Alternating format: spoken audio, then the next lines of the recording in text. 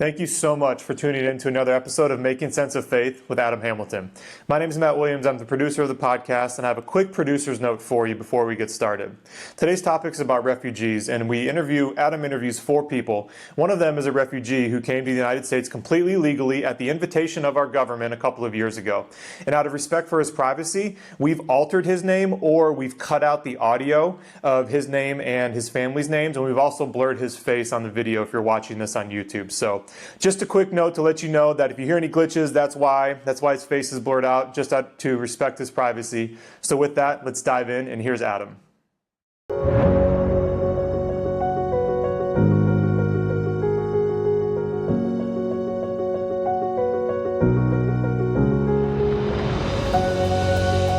Hi, welcome to the Making Sense of Faith podcast. My name is Adam Hamilton. I'm the senior pastor at the United Methodist Church of the Resurrection. I'm the author of a few books, and I'm the host of this podcast. And we're in Studio C today as opposed to Studio B because I have a few guests, and I'm really excited for you to have a chance to meet them.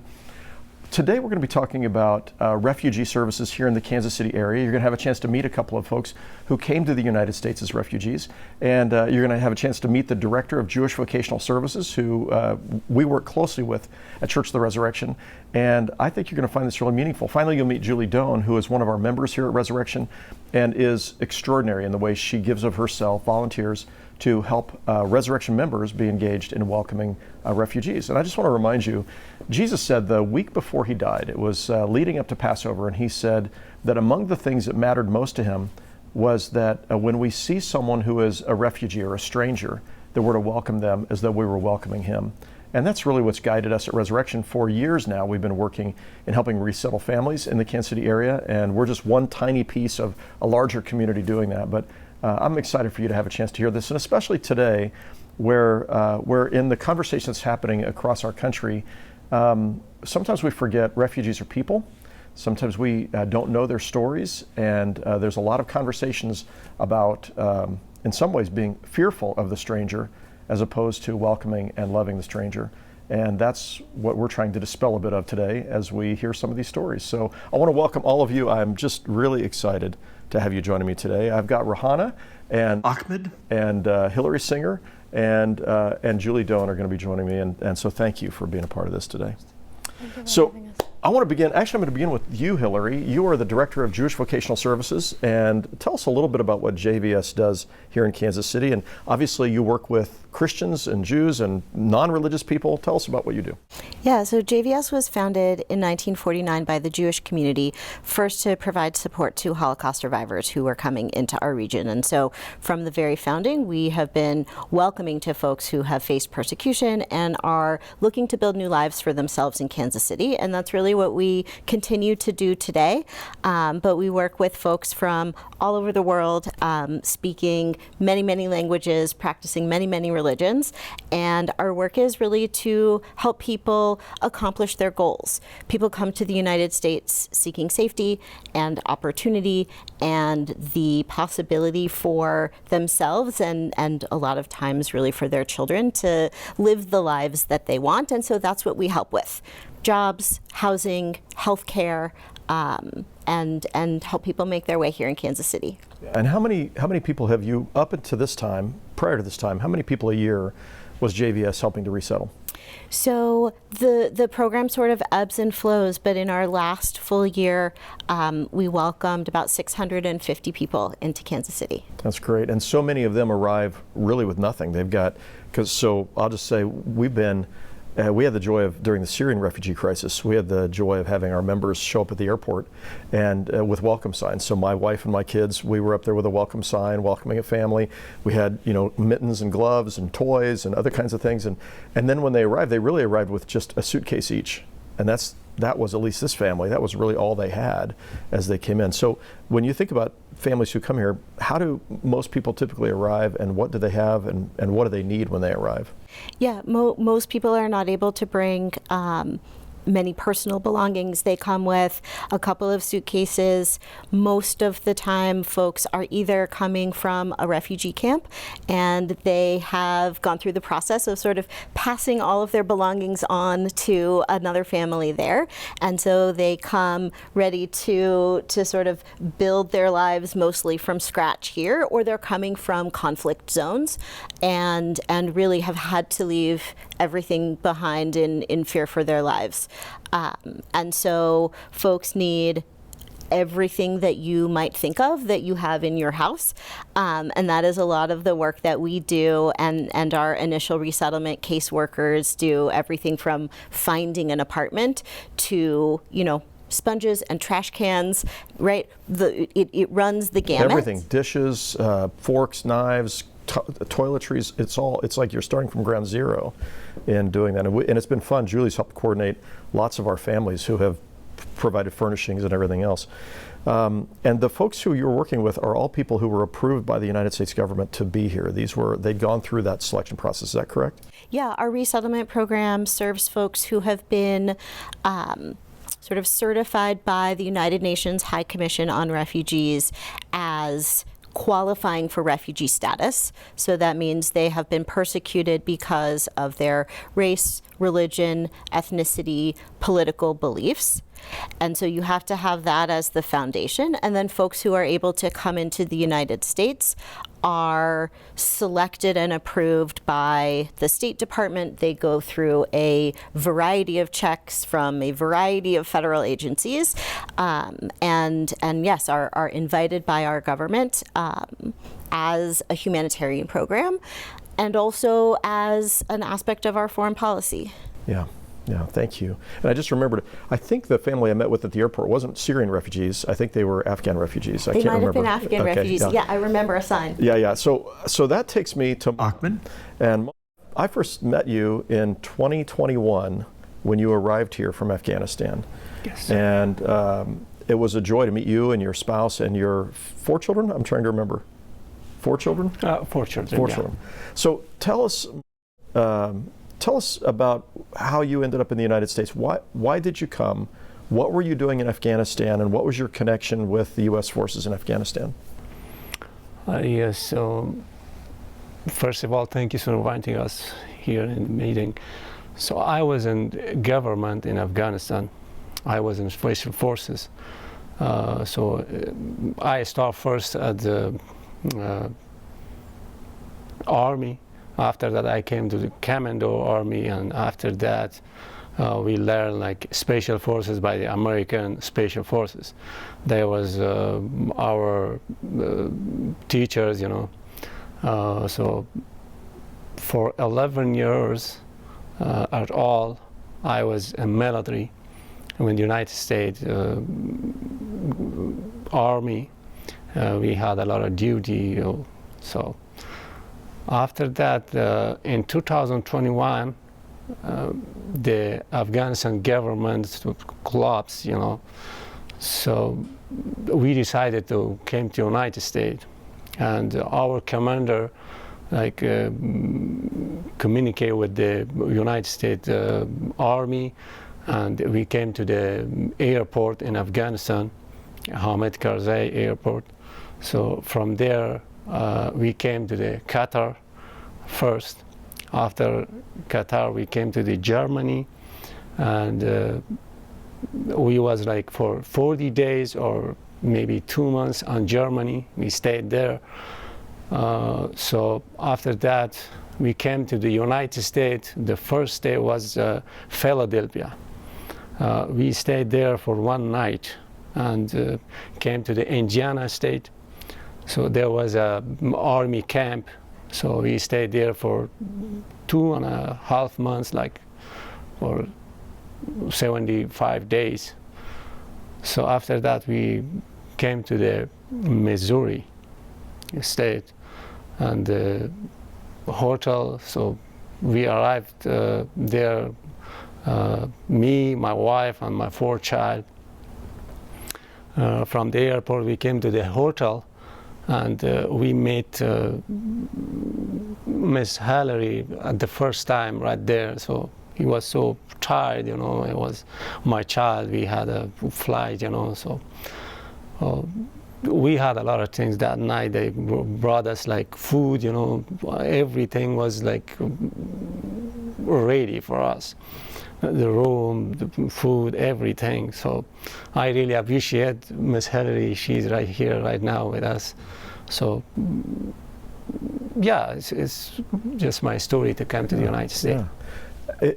It must have been hard to leave your home country, Afghanistan, to go to a place, and you were Special Forces. This is a high position, and to come to the United States and start all over again. Was it difficult for you to come to the U.S., and was that had that been something you'd hoped to do in the past, or was that something you had to do because of the situation in Afghanistan? I didn't think that, you know, it's gonna be happen, you know. So, but it's happened. Yeah. So I bought a house for myself in Afghanistan. So I want to live there. Yeah. So, but it's not happened, you know. It's we didn't know about that. It's gonna be happen like that, like earlier, you know. So yeah. It's just happened, and it was dangerous for us to live there anymore. Yeah, dangerous for you to live there. Yes, once the government fell. Yes, but the government like finished, you know. So we have to come. We have to go out from Afghanistan. But fortunately, we came to the United States, and the United States Army helped us to come to the United States. You know, it wasn't easy, but it was just their help. But you know, so. And during that time, you are continuing to gain English skills. You've learned your English. You knew some English when you came, but you've English. You've got a job. Your family, your wife has a job, and your children are doing well. Tell us about what you're doing for your job and what your wife is doing, and also how your children are doing. So yeah, when we arrived in the United States in Missouri, so there was a place like a JVS agency. The name is JVS. So they help us. They assist us about the work. They find work for us. They find like house. You know, they pay the rent for like 8 months or like 1 year. So after that, they assist us to stand for our own food. You know, so. I started working like at Missouri. It was 2022. I forgot the exact date, but it was 2022. I started work, and I'm still working right there. My child enrolled to the school. My 2 child, and I was 7th grade at that time. 7th grade at that time? 7th grade, yeah. So now they are like 10th grade, and they doing well. They are first at the school, and also my 2 more daughter, and go to school. One of them is like at 6th grade, and is like my younger child is at the 3rd grade right now. Yeah. So they doing well. I working, you know. So. And your 2 of your daughters are away right now at a robotics competition. Is that correct? Yeah. Fortunately, there was a competition at first, so they invite there. So they started from the state first, and they get the 3rd grade, like 3rd number. Okay. At that competition. Yeah.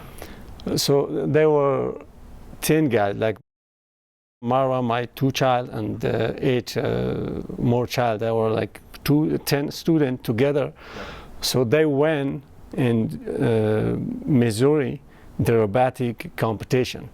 So the teacher invited me to talk with them about the competition between state. So they asked me they have to leave the Missouri for 2 nights, and they have a competition right there. So it was like yesterday they came back, you know. Okay. So yeah, I was excited. So yeah, it was pretty good things, you know. Yeah, that's a big deal. And they were in, did I understand they were in 3rd place? They came in number 3? Yeah, they were in third place. Yeah. So right now, I didn't see them, because I was at work, and they came like earlier from the school. Yeah. So I came from work at 11 night, so Okay. they were asleep. Yeah. And when they go back to school, I was asleep again. So You work the night shift where you're at, afternoon and evening shift. Yeah. And as a forklift driver. yeah, as a forklift driver, yeah. And your wife, what is her name and what is she doing? My wife, her name is. He work at the materials. Okay. There is a Kansas City near to our house. She worked there for 1.5 years.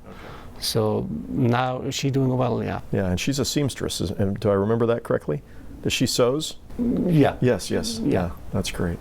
So, first of all, I just want to say we're so glad you're here in Kansas City and really honored to have you as one of our neighbors here. So thank you for coming to Kansas City. And we hope you felt the Kansas City's welcome to you, that this is a place that welcomes you. Thank you so much. I'm really appreciated about everything that we have. We have everything right now. So they help us. So until I start working, we have nothing in our hand. So for 1 year, this all belongs to the United States. It's not like important like it's Missouri or everywhere. So. That was the first year that you were... Everybody help us, So. Right. So the first year you were here, there was some government aid that was helping reestablish refugees who were coming from Afghanistan. After that, JVS was administering that, if I remember correctly. And then that allowed you to get on your feet, to get a job, to get settled in a house, everything else.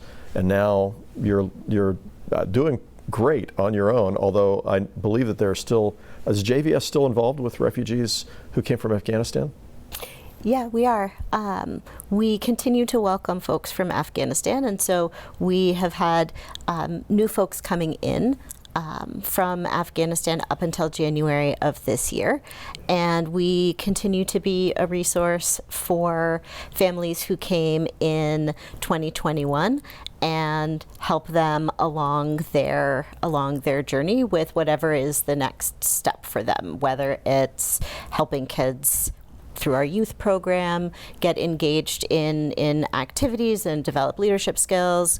If there's a health issue that comes up, if there is, somebody wants to get a new job or go back and get training, folks can continue to come in and receive services through us as long as they need, and hope that in the context of welcoming them, we have developed a trusting relationship so that people feel like it's a safe place and a place where they know that they will be supported. Yeah. Tell me about, so what are some of the other, and I'm going to come to you, Rana, in just a moment, but tell me about some of the other people that you have resettled, people groups or the situations in which people find themselves as refugees in Kansas City.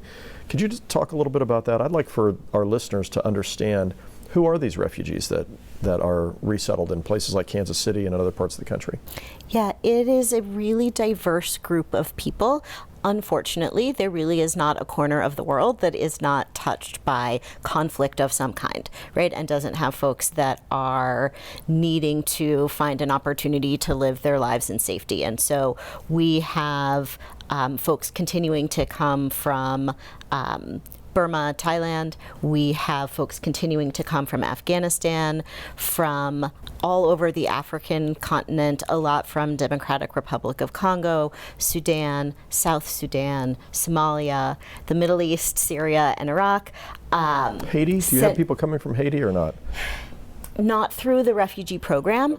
The refugee program has not typically had a really big presence in the Western, in North America and South America. And so we've only really within the last year or so been able to welcome folks from El Salvador, Honduras, and Guatemala who have access to the refugee program. Okay.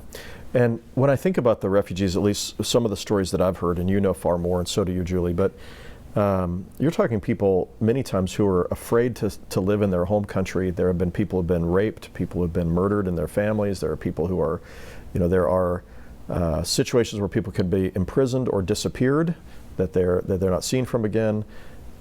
You're talking people, this isn't just somebody who says, I think I could get a better job in the United States. I think I'll apply for refugee status. Can you say a little bit more about that? Yeah, that's right. Right. These are not people who are, moving because of economic reasons or even climate change or things like that. These are folks who, in their home country, their country has been devastated by war.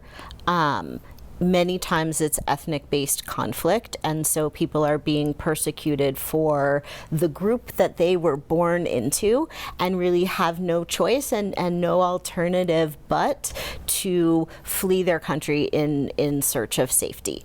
And so that's part of the definition of a refugee, is you'd need to have crossed that border in most cases. And typically then people cross a border, they go into a country of first refuge and register with the United Nations. And there are UN refugee camps, and these, when you arrive, this is where you're heading to first. Yeah, and the average length of time that families stay in refugee camps before they might be resettled in a third country is 17 years. And so these are really prolonged experiences. And only a very, very small number of people are able to secure that opportunity to resettle in a third country like the United States. Less than 1% of folks. All of the refugees, 1 out of 100, are able to come to the United States under this UN refugee program and whatever the United States has done in the past to welcome refugees. Yeah, it's a very, very small number. The United States welcomed last year almost 125,000 individuals, and there are about 35 million refugees under UNHCR protection worldwide. Okay. So Burma, you mentioned Burma, and Rana's from Burma. What do you see in terms of the refugees coming from Burma? Why are they leaving? What's happening? I'm not familiar with what's happening in Burma and has been for some time. So really, I think the conflict that caused most folks to flee is quite old. Where the military took over the government in Burma and ousted the sort of people's leader, and folks were forced to leave their country and have been in refugee camps, I think, since the 90s. And there have been sort of a variety of migrations, and there's also ethnic tension. There are a number of different populations from Burma that we have worked with that speak different languages and practice different religions. And I think people are in many different places, but I think a lot of folks end up in refugee camps in Thailand. Okay. Rana, you came to the United States when you were 6. Yes. Is that right? Yes. And your family were refugees. You eventually relocated from Texas. You eventually relocated here in Kansas City.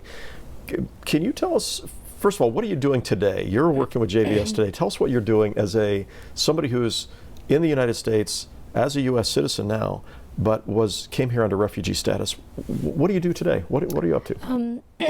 I am currently an employment case manager at JVS, which I do find job for newly arrived clients, or even if they've been arrived for a year but they still haven't found a job, then I am the person that looks for a job for them, even if they're not speaking enough English or some English or no job experience. But it's really difficult to find them a job because of the language that they speak, and there's no experience that they have done. So we create resume, but it's from what they have done back in their country to see if that helps. And there are some companies that are like, oh, we don't need experience, or it's okay, the language barriers is fine.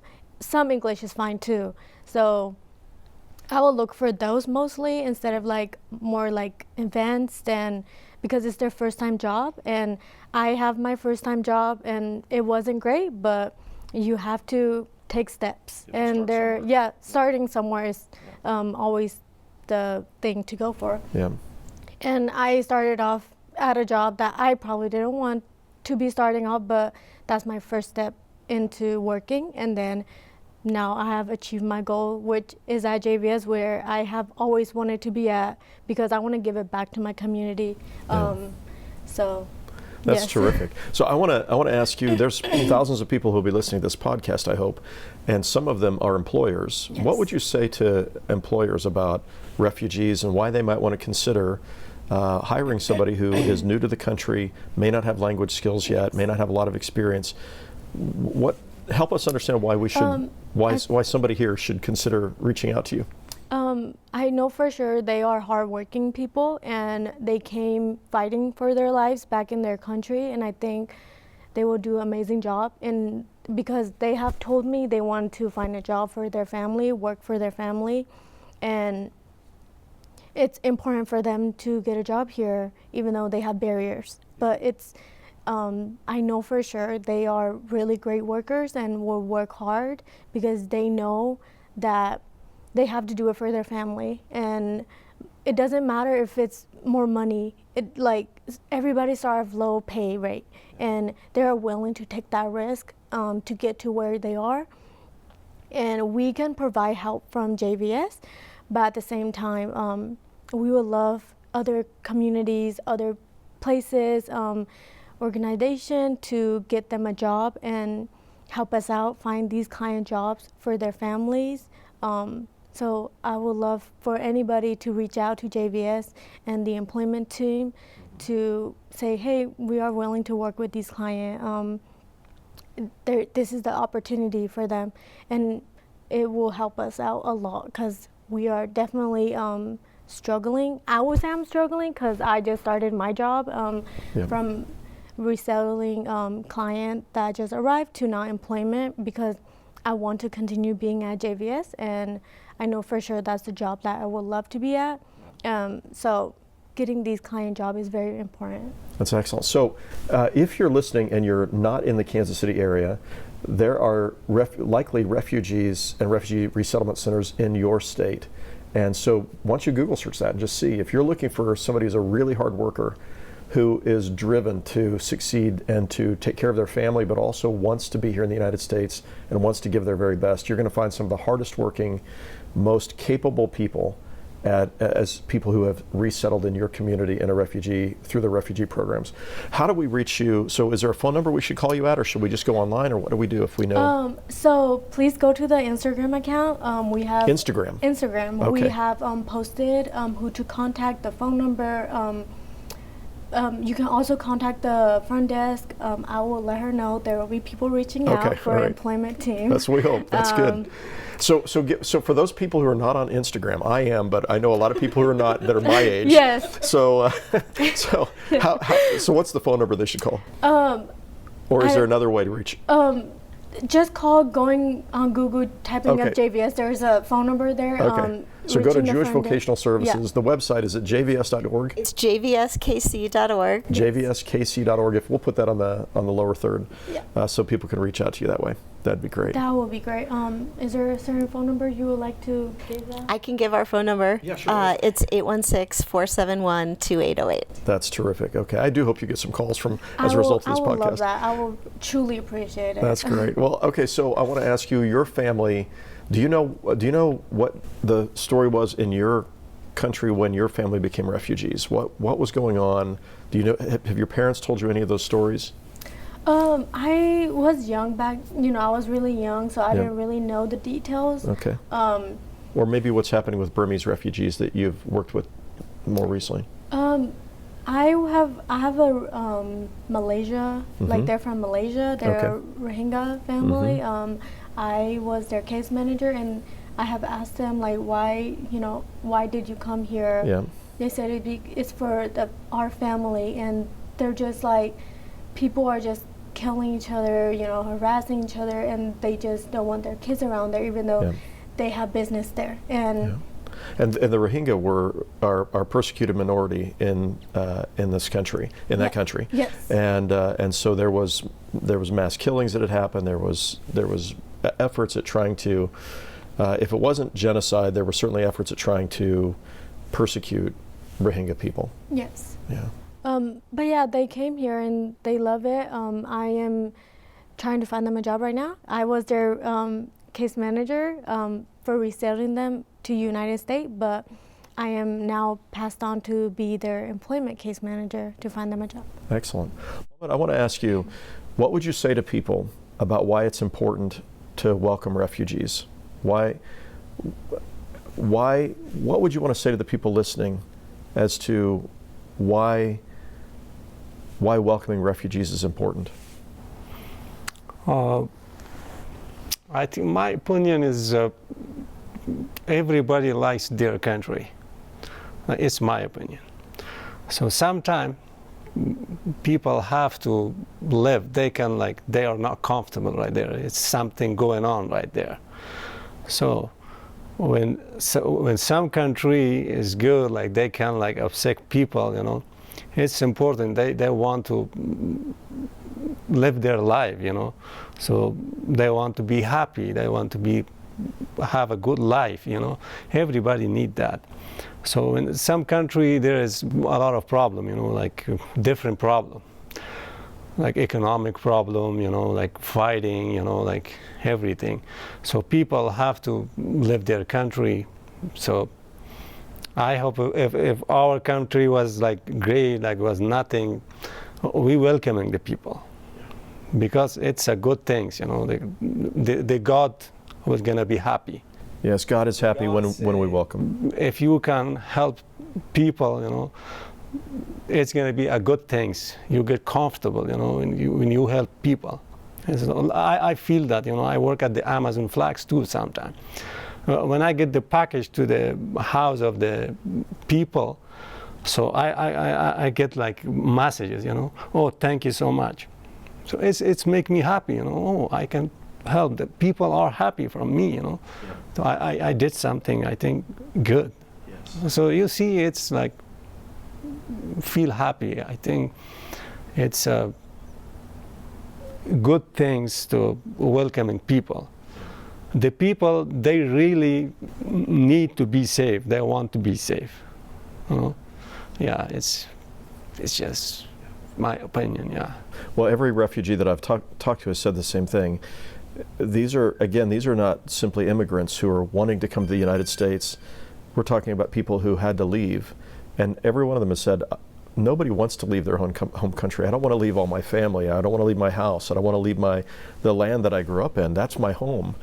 But you leave because you're afraid, or you leave because something terrible could happen to your children, and you want to keep your children safe. And as a father, I know that for you. You wanted to keep your children safe, and you wanted your wife to be safe, and you wanted to protect them, and that's why you came here.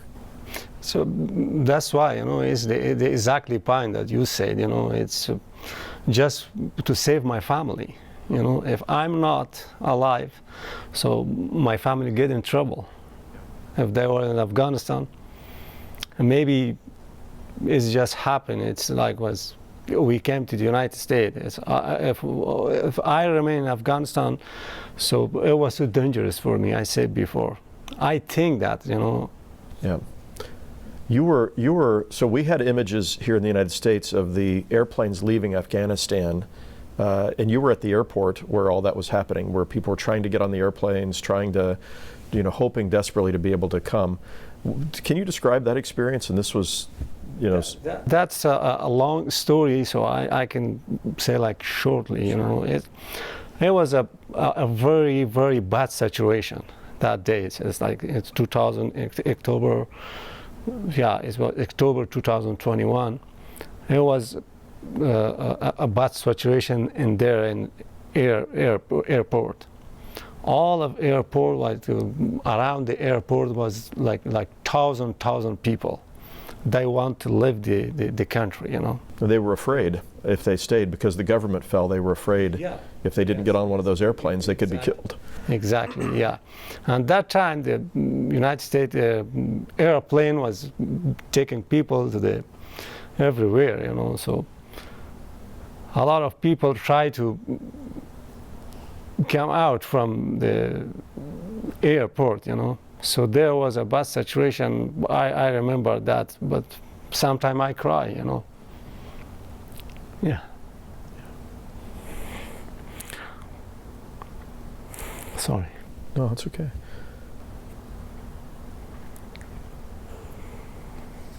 I'm glad you were able to make it. Yeah, it was, it was so bad situation that we had it. So I don't want that situation for my child, that we was around the airport like an army, like an army family.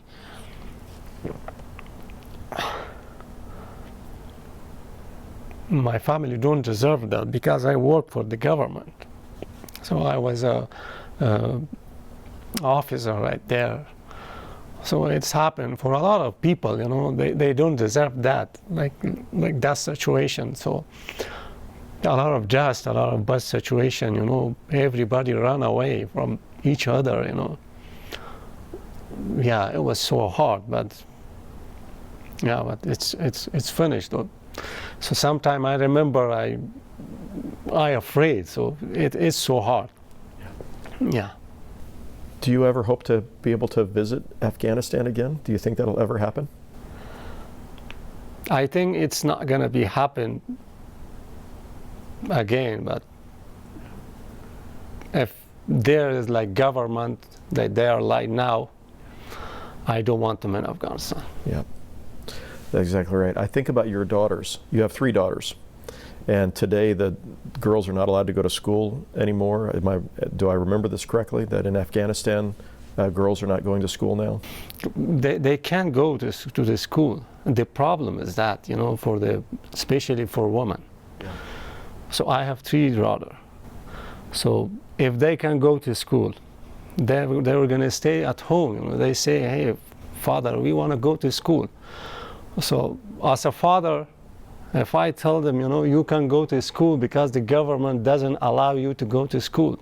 So they were going to ask me why, so what should I say, because you are a girl, you are a woman, it's so hard, especially for a father, to tell their child, you can go to school.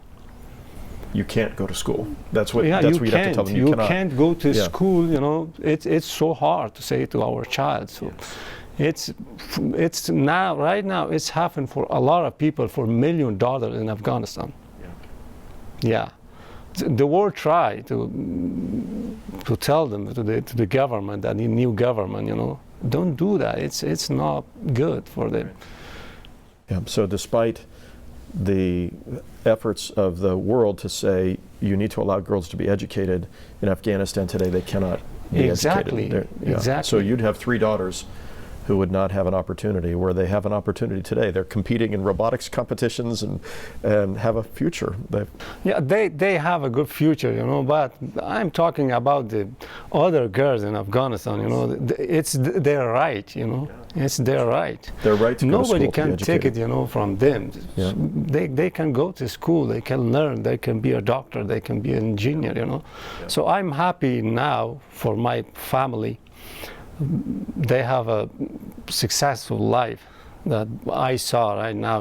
They are in competition. They are first at school, so it's a good thing for me. I'm so happy. But sometimes when I go to the,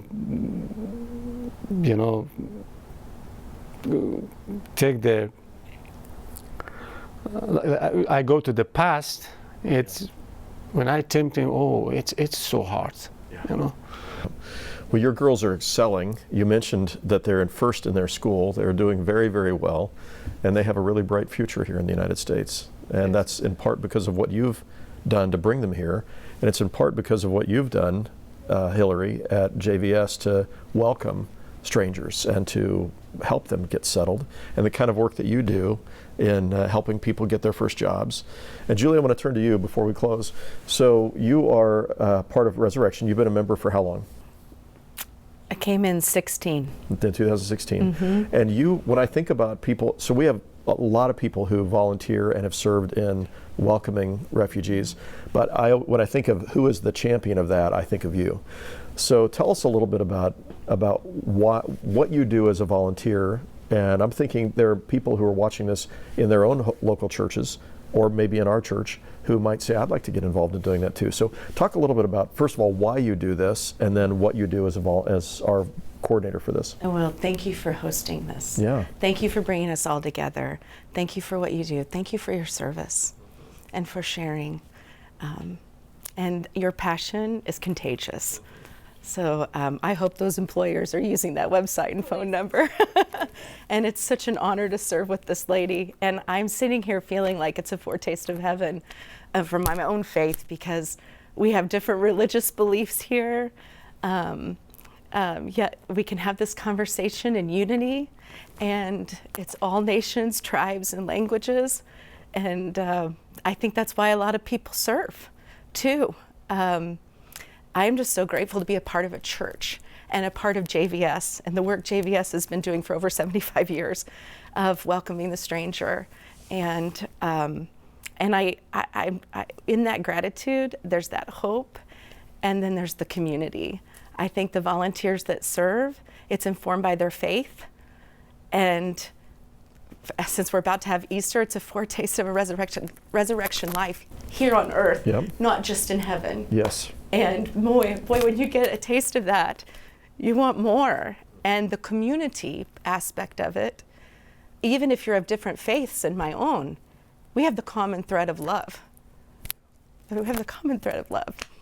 And as far as the service from folks, our church, our people are amazing, really, truly amazing. And I think we enjoy serving because it builds community among us. We're a big church in many locations. Even if you're in your own location, if you don't go to the same service, you might not know one another. But when JVS offers opportunities to Resurrection to serve, we form small groups, or maybe everybody has different availability, right? My husband cannot serve as much as I do because he's on the road, but he cares too. So when I say on the road, he works, travels a lot with his job. So anyway, we form small groups and we serve together, and that varies based on not just JVS, but also Delalam, Mission Adelante. The church has a relationship too with Catholic Charities. We don't necessarily send volunteers there, but we care about the work they're doing in the city to make it welcoming. But yeah, I think we get involved because we know it's the right thing to do. Our lives are enriched by your presence and your gifts and your ideas, and keep them coming. If you're into lifelong learning, this is the ministry to get involved in. So. Yep, that's awesome. Okay, so I want to ask, what are the kinds of things that our volunteers are doing as people are thinking about, hey, maybe I could volunteer and do that? Yeah, well, we have a Serve Saturday opportunity every month, but beyond that, we have all kinds of ways to engage. Our refugee resettlement partner agencies, we have liaisons at each one of those, kind of like with the partner school, where we're in ongoing dialogue with leadership at those agencies to say, we want to be the hands and feet. How do you want to use us? And so it varies to one-day opportunities. We've done things, all kinds of things in partnership with agencies. Those are one-time show up for half a day. And then the deep end of that would be there's 6-month groups that are matched with specific new arriving families. So like at JVS, we have one walking with a South Sudanese family that's only been here 3 months. It is so fun. We learn so much. We eat a lot together with the family, and we eat a lot of new things, which is also fun. And we do practical things too, in tandem with the agency. We're kind of connectors and conduits with that. So well, I know a number of our folks have furnished apartments or houses as people are getting started. Yes. I mean, there's a lot, and they enjoy that. You know, it's kind of fun to be able to pick out couches or whatever. And we work, I think, with Flourish Furnishings has been amazing. Yeah, yes. which started out of Resurrection to provide. We've set up a lot of houses. We've grocery shopped. We've brought the hot meal, gone to the airport, all of those things. We also, though, do home visits and give rides to appointments. This week alone, we have one gentleman that's been, and this is also the deep end for some, but the oldest son in the house wants to learn to drive. Oh, wow. Has got his test like that. Okay, so somebody from our church is helping him? Yeah. Oh, yeah. how fun is that? Yeah, and it's not the first time he's done it. Oh, that's really great. Okay. And So finding a parking lot somewhere. And nerves of steel. I couldn't even teach my own children. And here's Brad giving his own vehicle, teaching newcomers to drive, because it's really important. I mean, we have public transit, but not all of the routes are on the routes where the jobs are. That's so cool. It's not just a rite of passage of getting a driver's license, but it's important for self-sufficiency, and I don't think we're unique in this city. Another volunteer, these are examples from this week. Another volunteer had connections at a bank, and there's a young lady who has her high school diploma already. She's going to start at MCC this summer. Metropolitan Community College. It's only been here 3 months. Yeah. But she needs to work. The family needs to, be able to be self-sufficient, paying their bills, particularly with the government pulling supports that we thought the family would have.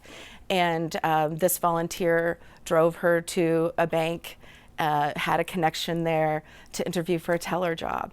And it's the kind of hours where she can work as a bank teller and go to school. Yesterday I helped a young man who's been here a little longer. He had his wallet stolen, and he was like, what do I do?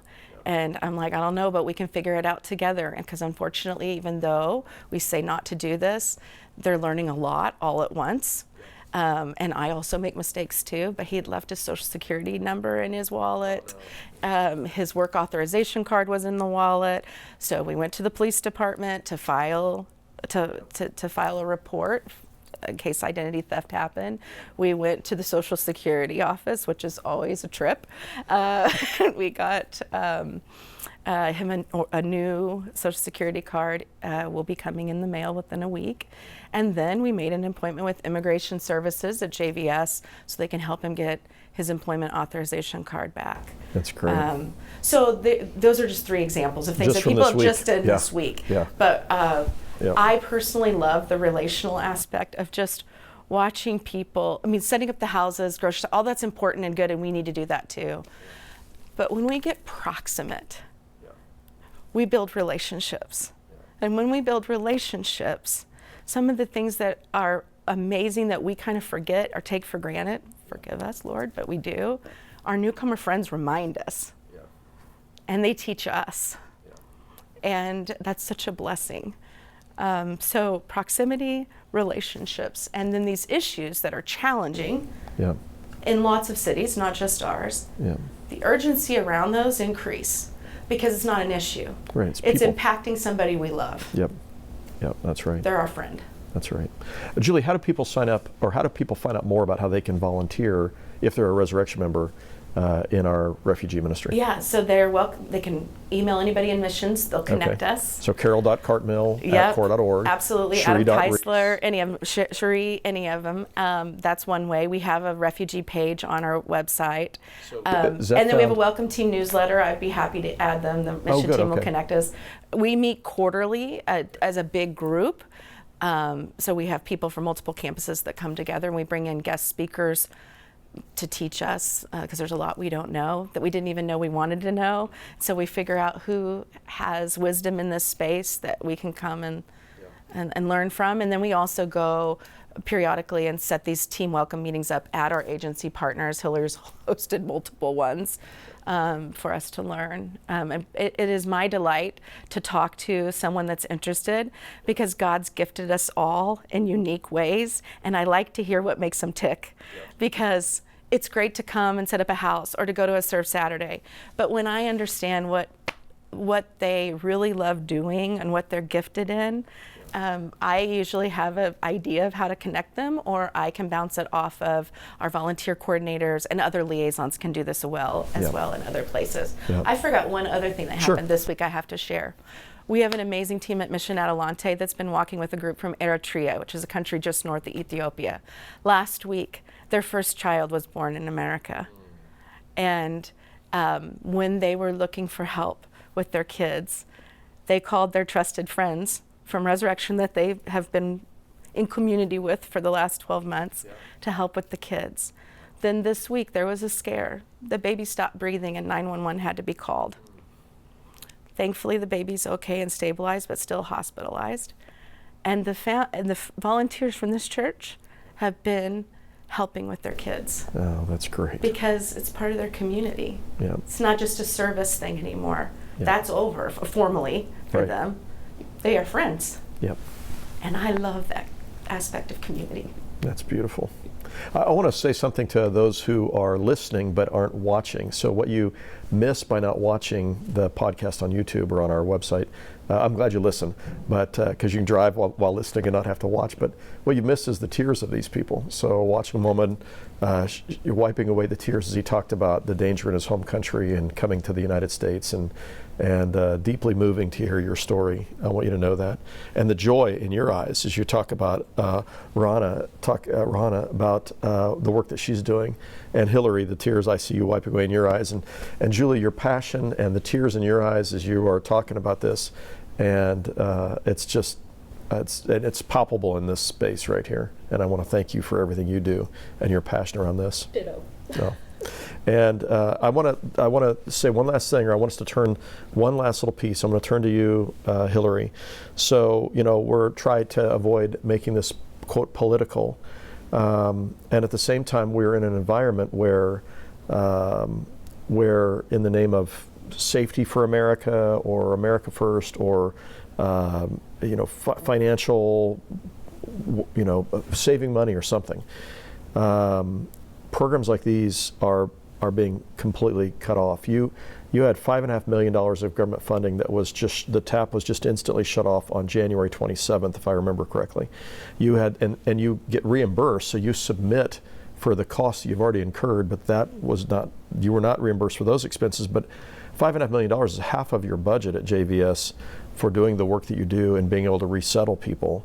And it just disappeared with an executive order that was signed, I think, January 21st and then January 27th that went into effect.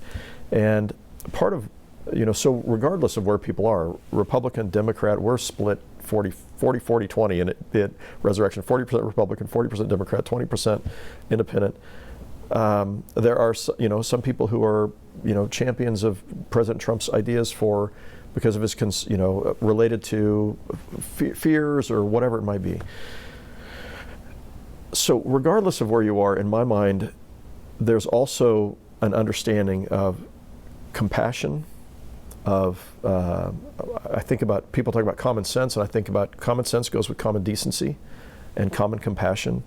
And so again, not turning this into a political conversation, but simply helping people know when you hear about massive just cuts across the board in programs, these are the kinds of things that are being affected. Can you tell us just a word about that?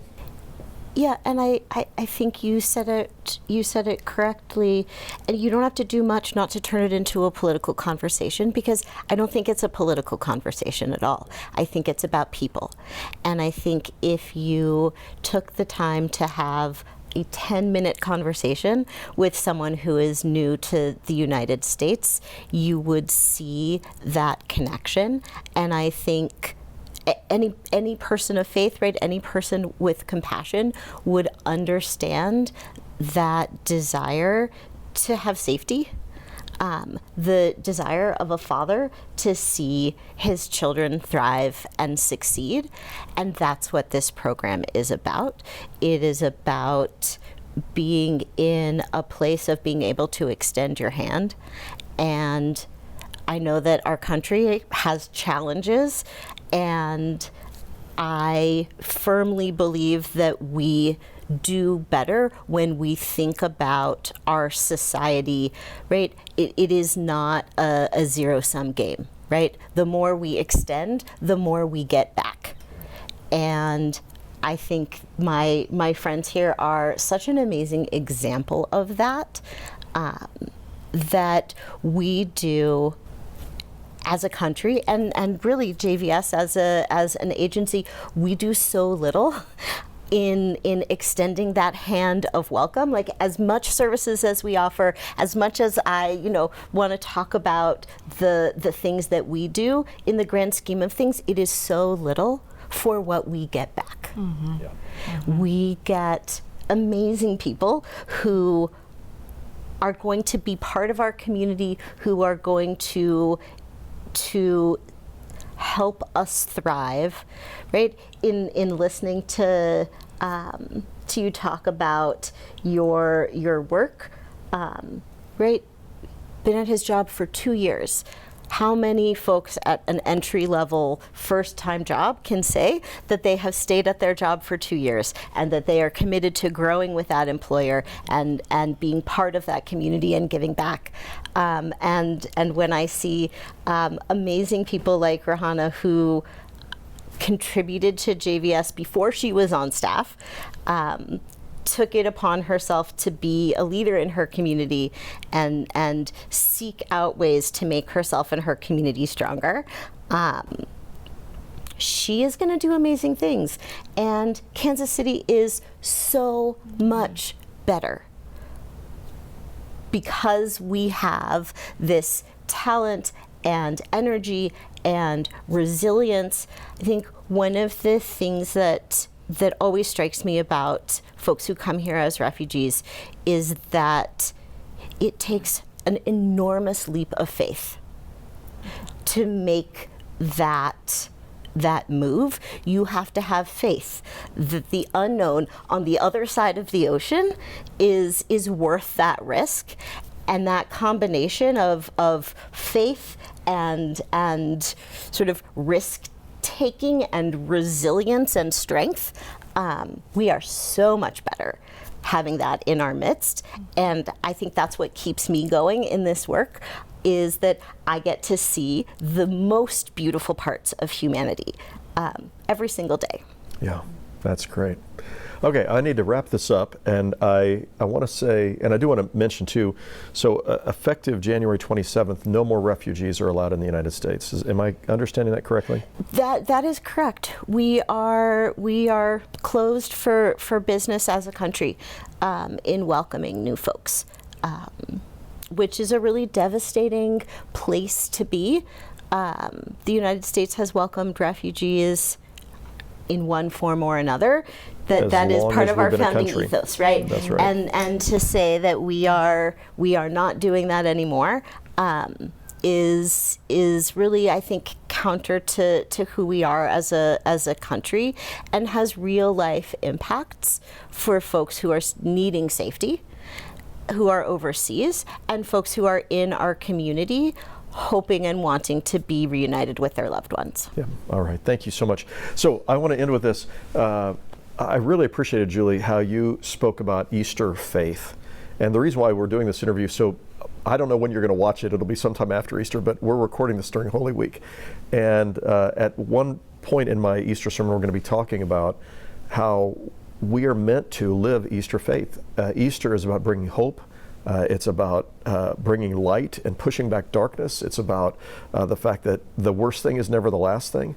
And this is one example. So in our daily lives, however you do it, but we are called, as if you're a follower of Jesus, you are called to be pushing back darkness, to be bringing light, to be bringing hope, to be demonstrating that evil, hate, sin, and death don't get to have the final word. And we do that in our daily living, and this is just one example of what that looks like. So I so appreciated you mentioning that, Julie. Thank you, each of you, for joining me for this conversation. It's been moving and enlightening and helpful and encouraging to me personally, and I know to all of our viewers. And I want to thank you for joining me, and I hope you'll join me again next week for our next episode of Making Sense of Faith, where we try to understand and make sense of how faith speaks to and relates to daily life. God bless and have a great day.